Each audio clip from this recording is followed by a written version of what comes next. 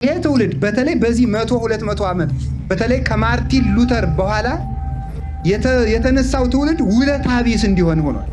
ክርስቶስ ወንጌል በተናገራችሁ ቁጥር የዚችን ሰው ስም አትርሱ ብሎ ተናግሮ አምላክን በንጽህና ወልዳ አምላክን አጥብታ ያሳደገች የድንግል ማርያም ውለታ ተረስቶ ስትሰደብ ትኖራለች።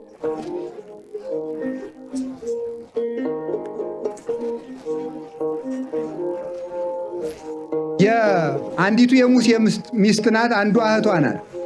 ሙሴ ከፈርዖን ተሰዶ ሲሄድ እነዚያ ሴቶች ልጆች በግ ጠባቂ ናቸውና በጎቻቸውን ሊያጠጡ ወደ ውሃ ጉድጓድ መጡ። ወደ ውሃ ጉድጓድ ሲመጡ ድንጋዩ ለብዙ ሰው የሚነሳ ነው። ኋላ እረኞቹ እየገፉ ያጠጡባቸዋል። ወገጅ እያሉ ሴት ስለሆኑ ጉልበት የላቸውም ብለው ያጠጡባቸው። እነዚያ ልጆች ይቁለጨለጫሉ። ኋላ ተመልከቱ፣ ክንደ ብርቱ ማን መጣ? ሙሴ። ኃያል ነው ደግሞ ክንዱ፣ ቀላል አይደለም። የሙሴ እጅ ቢማታም አድቅቆ ይጥላል። እንኳን ተማቶ ተሸክመውት እንኳን አይቻልም። በጣም ኃያል የሙሴ እጅ መጣና ያንን አሳሶ ወደዚያ ሆኑ አላቸው። ከዚያ በኋላ አጠጡ። ልጆቹ እስከ ማታ ፀሐይ የመታቸው ይውሉ የነበሩትን ወዲያው ከፍቶ ሲያጠጣላቸው ሰውየውና እናቴ ቤት ጥሬ ብላ እንደማለት እየሮጡ ጥለውት ቤት ነው። አባታቸው ምን አላቸው? ልጆች ዛሬስ እንዴት በጊዜ መጣችሁ አላቸው። አንድ ትልቅ ሰው ተገኝቶ ሁሉንም እረኞች አባሩ አጠጣልና። አንድ ጥያቄ አባታቸው ጠይቃል። ለምን ሀደጋሁ ለውእቱ ብእሲ፣ ያንን ሰው ለምን ጥላችሁት መጣችሁ? እስኪ በሉ ያንን ሰው በሉ ለምን ጥላችሁት መጣችሁ? ከዱላ ያተረፈላችሁን፣ ከፀሐይ ሐሩር ይጋረዳችሁን፣ ውሃ ያጠጣችሁን ለምን ጥላችሁት መጣችሁ? ኋላ የሙሴ ሚስት መቼም ኋላ ሚስቱ ስለምትሆን አሁንም እኔ በሄድ አላጣውም አለች። ይዛው መጣች። ባላገኘች እንደ ዋዛ የረሳነው ሰው የሕይወታችን መስመር ይሆናል። ጥለነው የሮጥነው ሰው የናቅነው ሰው ማለት ነው። ሙሴ ከዚያ በኋላ አግብቷት ከነዓን እንድትጓዝ አድርጎ ልጆቿም ተተክተውላታል። እኛም የቅዱሳንን የጻድቃንን ውለታ ከመርሳት ይሰውረን። ይህ ትውልድ በተለይ በዚህ 100-200 ዓመት በተለይ ከማርቲን ሉተር በኋላ የተነሳው ትውልድ ውለታ ቢስ እንዲሆን ሆኗል። ፈላስፎችም የተነሱት በተለይ አሁን በዚህ ዘመን የተነሱት አሁን ዘመናውያን ፈላስፎች የሚባሉት አሁን ዓለማውያን ተመራማሪዎች የሚባሉት ትውልዱ ውለታ እንዲረሳ እናትና አባቱን እንኳን ምን ይላል? እናቴ ለራሷ ስትላገባች በአጋጣሚ ተወለድኩ እንዲል አድርገውታል። ለራሳቸው ሲሉ ተጋብተዋል እንጂ ለእኔ አስበው እኔን ሲጀመር እኮ አያውቁኝም፣ ስለዚህ ለእኔ አልተጋቡም የሚል ጅል ማለት ነው። እንደዚያ እንዲሆን አድርገውታል። የቅዱሳንን ውለታ ክርስቶስ እንደው ቅዱስ ዮሐንስ አፈወርቅ ዮሐንስ 19ን ሲተረጉ ምንድን ነው የሚለው? ክርስቶስ እናቱን በሕይወት ዘመን ካገለገላት ይልቅ መስቀል ላይ ሆኖ ያገለገላት ይበልጣል። ለምን? የእናቱን ውለታ አስቦ እናቴን አደራ ብሎ ለዮሐንስ ታታስቀይማት ታዘዛት ብሎ ለዮሐንስ የሰጣት ማለት። ስለዚህ እንዲያውም ምን ይላል? እናትህን በችንካር ላይ ተቸንክረህ እንኳን ቢሆን ውለታዋን አትርሳ ሲል ነው ይላል። እናትህን እንዲያርጋ አትርሳ።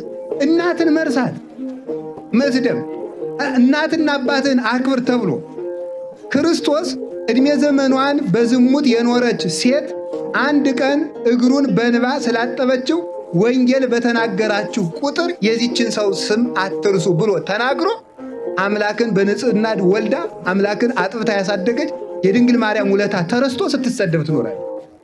ህብስት ወልዳ ባጠገበች፣ የሕይወት ውሃ አፍልቃ ባጠጣች፣ መድኃኒት ወልዳ በፈወሰችን፣ ሕይወት ወልዳ ሞትን ድል በተነሳልን፣ ተሰዳ ርስት ባሰጠችን፣ ጥያቄያችን ባስመለሰችልን ስትሰደብ ትውላለች። በእውነቱ ማለት ውለታ ቢስ መሆን ማለት የእመቤታችን ውለታ ተረስቶ መዝለል ሆነ። በእውነቱ ማለት አጋር እኔ ነግሬያቸዋለሁ። ይህም መጽሐፍ ቅዱስ እያንጠለጠላችሁ ብትሮጡ መጽሐፍ ቅዱስ ራሱ መጥፊያችሁ ነው የሚሆነው። ምንድን አጋር ገረዷ ጋር ስትኖር ሳራ ምን አለች? አጋር ውለድን የመውለድ አልቻልኩም ማለት አጋር ወልድ አጋር ስትወልድ ጠግባ ሳራን መናቅ ጀመረች። ይሄ ነው የኛ ነገር። ናቀቻት፣ ያስጠጋጃትን ገረድ። ኋላ አብርሃም እንዴት ላድርገን አባራት ጠግባለች አለው እግዚአብሔር። አጋር ወጥታ ደግሞ ሸፍታ አንድ ቀን ሸፍታ ሄዳለች። ስትሄድ መልአኩ ቅዱስ ገብርኤል ተገኝቶ ምንድን ነው ያላት? ወደ እመቤትሽ ተመለሽ ነው ያላት። እስኪ በሉ ሁላችሁ እንዲያውም ምንድን ነው ያላት ሲጠይቃት፣ እንዲያው እነንታ ሲተረጉሙት ያስደንቃል ትርጓሜው ላይ ራሱ ማለት ነው።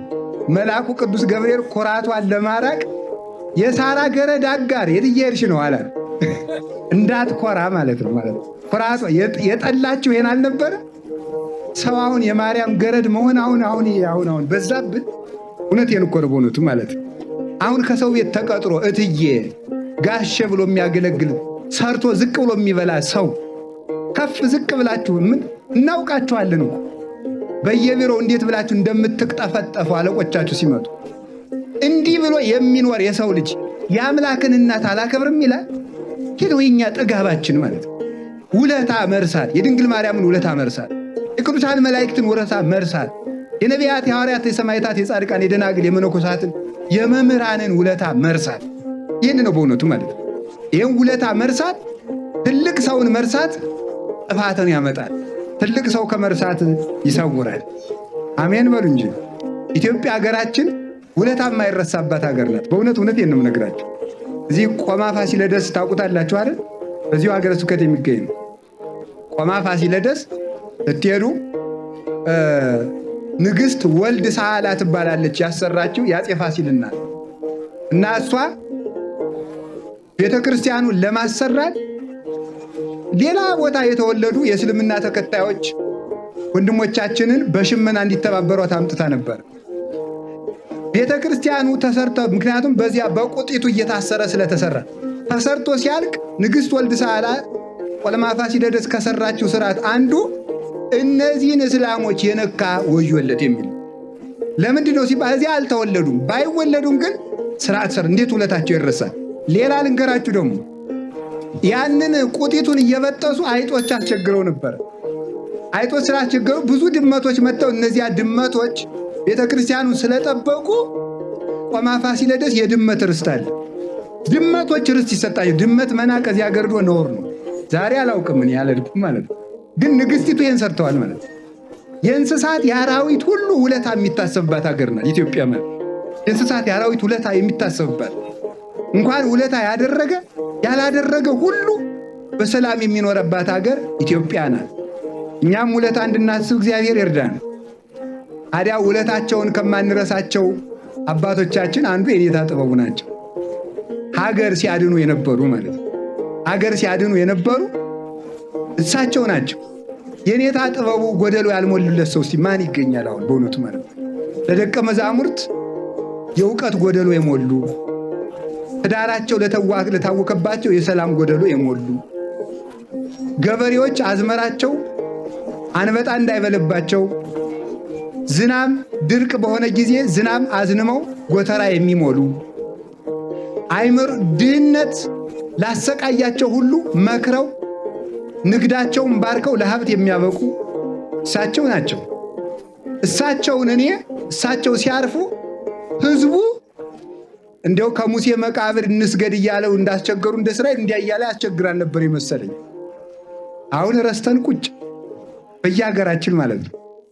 እሳቸው ሀብታም ያደረጉትም፣ እሳቸው ያገቡትም ያጋቡትም፣ እሳቸው የባረኩትም፣ እሳቸው ያስተማሩት ሁሉ እልም ብሎ መጥፋት የዚያችን ሀገር ሰዎች ያስመስላል።